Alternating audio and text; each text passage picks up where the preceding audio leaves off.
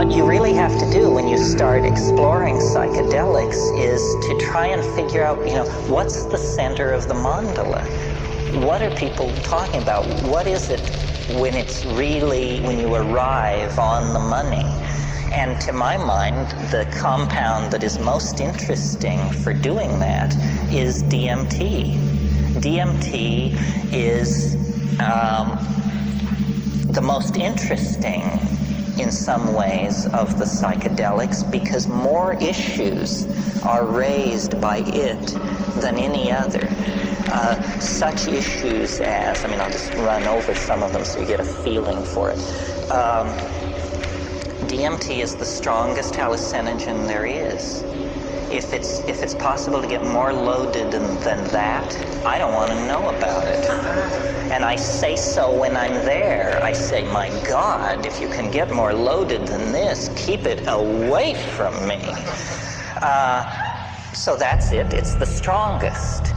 It's also the shortest acting.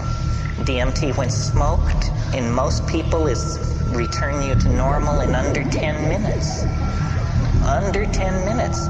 Now, this is interesting because the people who think there's nothing to this, who should actually invest the 10 minutes to find out what's, a 10-minute DMT trip is worth 20 years of academic pharmacology, art history, psychology, and all this other malarkey. Because then you just say, okay, I got it. Another very interesting thing about DMT is it occurs naturally in the human brain. Well, now what's going on here? He's saying the strongest drug, the fastest drug, is the most natural drug. It means that, you don't have to sail off into 3-hydroxy-4-pyridyl N-methyl marubishtik or something like that to get into the exotic realms. No, a human metabolite, which takes only 10 minutes to undergo its entire exfoliation and quenching, is the strongest of all. Well, then what is it? What does strong mean?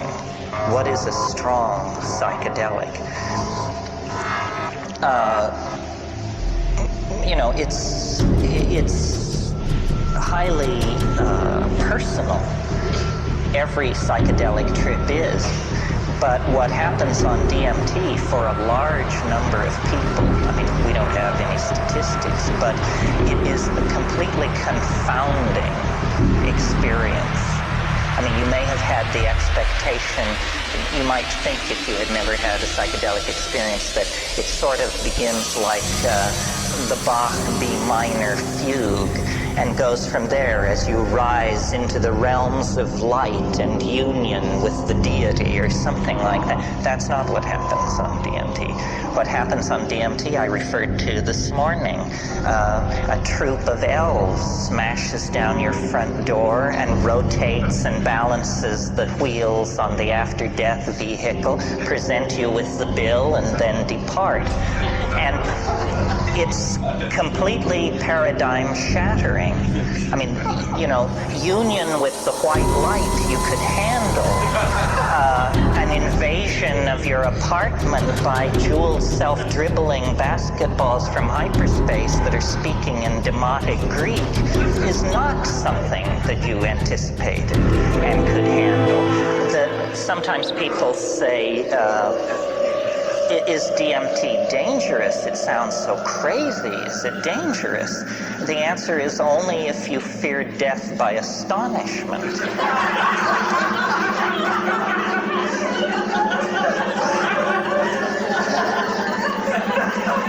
Remember how you laughed when this possibility was raised, and a moment will come that will wipe the smile right off your face.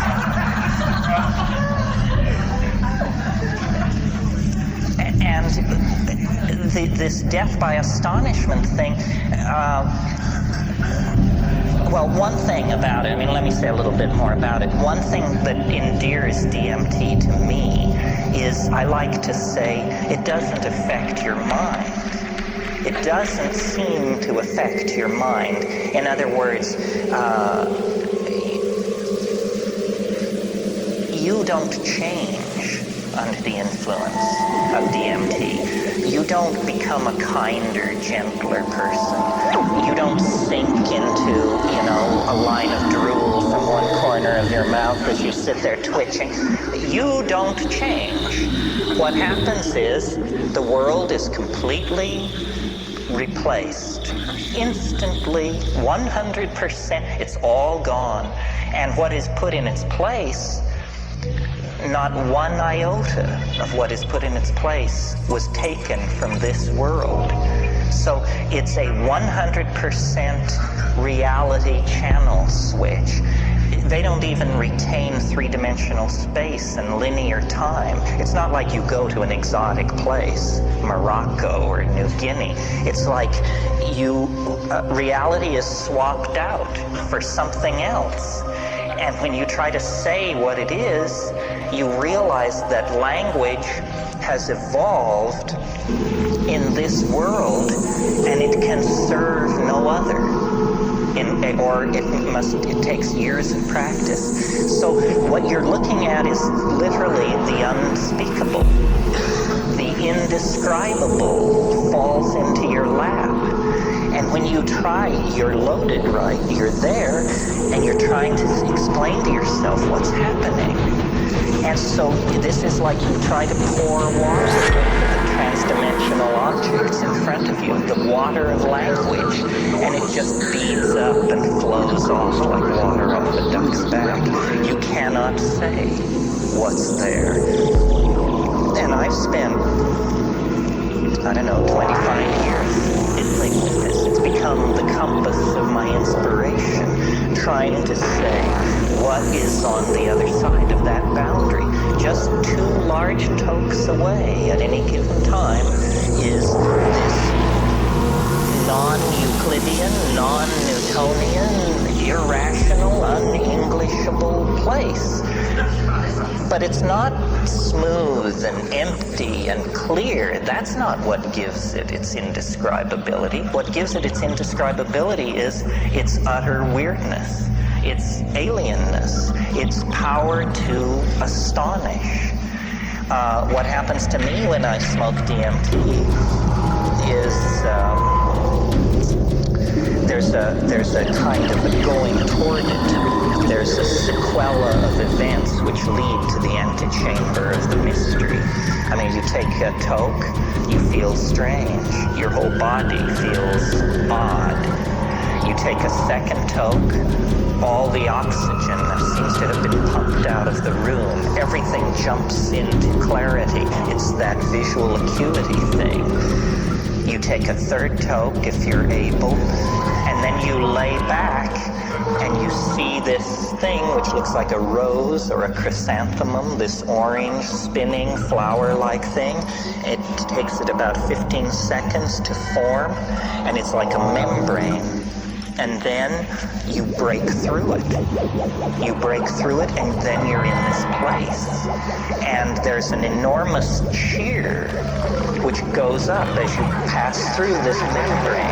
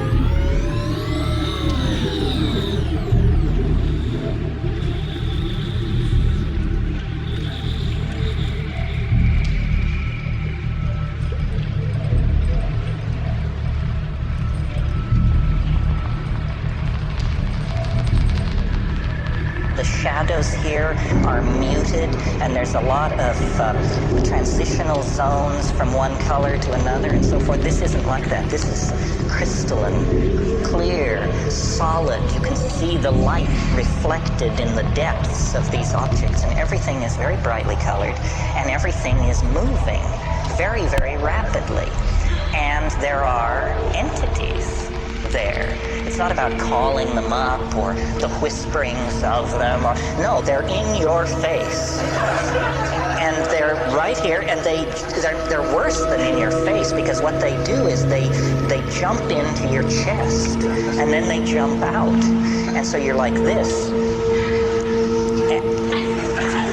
And you have to keep saying, keep breathing, don't freak out, pay attention, and the entities speak to you. And they speak both in English and another way, which we'll get to in a minute. But in English, what they say is, do not give way to wonder. Hang on, don't just go gaga with disbelief. Pay attention. And what they're trying to do is they're trying to show you something. They are very aware of the fleeting nature of this encounter.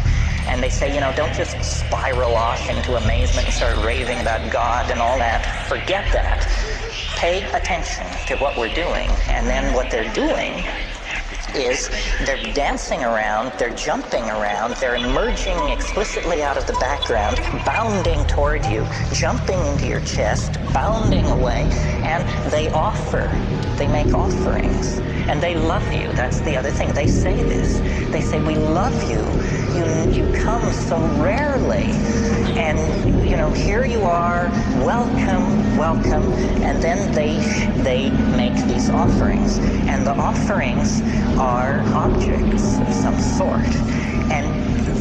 And now remember, you are not changed. You're exactly the person you were a few minutes before. So you're not exalted or depressed. You're just trying to make sense of this.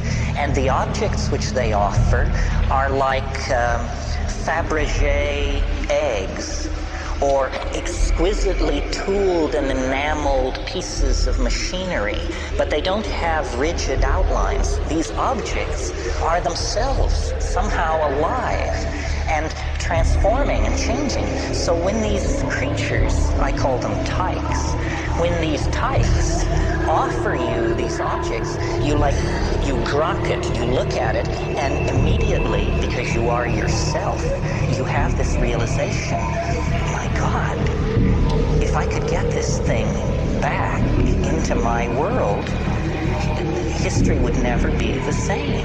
A single one of these objects is somehow, you can tell by looking at it, this would confound my world beyond hope of recovery. It cannot exist. What I'm being shown is a tiny area where miracles are being transformed. And the creatures, the tykes, are singing.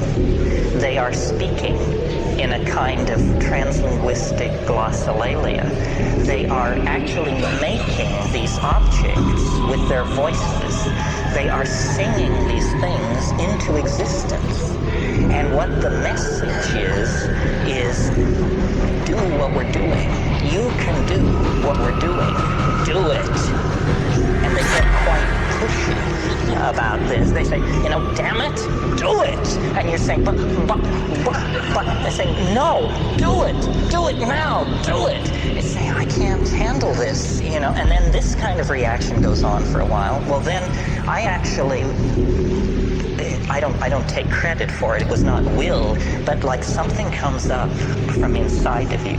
Something comes out of you, and you discover you can do it. That you can use language to condense objects into existence in this space. It's the dream of all magic. But here it is, folks, happening in real time. And then they're just delighted. They just go mad with delight and turn somersaults and turn themselves inside out. And they all jump into your chest at once. And after many encounters of this sort. I mean, when I first did DMT, I couldn't bring anything out of it. I mean, I just said, no, it's the damnedest thing I've ever encountered, and I can't say anything about it, and I don't think I ever will be able to say anything about it. But by going back repeatedly and working at it, I think I've gotten a pretty coherent, well, let's not go that far. I think I've got a pretty clear metaphor, anyway, for what's happening in there. And I think a lot of people have this experience. When you talk to shamans, they say, oh, well, yes, the helping spirits. Those are the helping spirits. They can help you cure, find lost objects. You didn't know about helping spirits? I said, well, I knew, but I had no idea, that it was so literal. Say, oh no, that's the helping spirits. But then the other thing they say, if you press a shaman, if you say, well, what exactly is a helping spirit? Say, well, a helping spirit is an ancestor. Say, you mean to tell me that those are dead people in there? Say, well, yes, ancestor, dead person. You didn't know about ancestors, apparently. This is what happens to people who die. And you say, my God, is it possible that what we're breaking into here is an ecology of souls? That these are not extraterrestrials from Zenebel Ganubi or Zeta Reticuli Beta. These are the dear departed. And they exist in a realm which, for want of a better word, let's call eternity. And somehow this drug, or whatever it is allowing me to see across the veil. This is the lifting. You want to talk about boundary dissolution. It's one thing to get tied to your partner. It's quite another to get tied to the dear departed of centuries past. That's a serious boundary dissolution when that happens. What these creatures want, according to them, is they want us to transform our language somehow. And I don't know what this means. I mean, at this point in the weekend and in my life, we all are on the cutting edge. And nobody is ahead of anybody else. Clearly, we need to transform our language because our culture is created by our language, and our culture is toxic, murderous, and on a downhill bummer. Somehow we need to transform our language, but is this what they mean? That we're supposed to condense machines out of the air in front of us? How does this relate to the persistent idea promulgated by Robert Graves and other people that there is a primal language of poetry? That poetry as we know it is a pale, pale thing, and that at some time in the human past, people were in command of languages which literally compel belief. They compel belief because they don't make an appeal through argument or metaphor. They compel belief because they are able to present themselves as imagery. William Blake said, if the truth can be told so as to be understood, it will be believed. And so these things and it's very confusing because you wonder, you say, well, have people been doing this for thousands of years? And if so, have they always encountered this tremendous urgency on the other side? If people have been doing it for thousands of years, why is there this urgency on the part of these entities? And who exactly and what exactly are they? It appalls me, you can probably tell, that I have to talk about this because this is not my bailiwick. I mean, I'm a rationalist who's just had a very weird set of experiences, but I am a rationalist.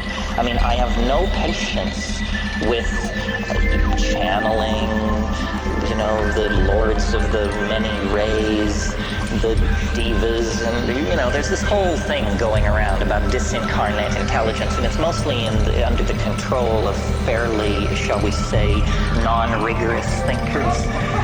But I like to think that I am a rigorous thinker, and yet here I am telling you that, elf legions await in hyperspace, one toke away. The difference between my rap and, the Findhorn folks or somebody like that is that we have an operational method for testing my assertion. We can all smoke DMT, or you can make it your business to now find out about this and see for yourself. And not everybody agrees with me. I mean, some people say there wasn't anything like that. But some people agree, and I think if you get 2 out of 10 agreeing with a rap like this, then you better pay attention.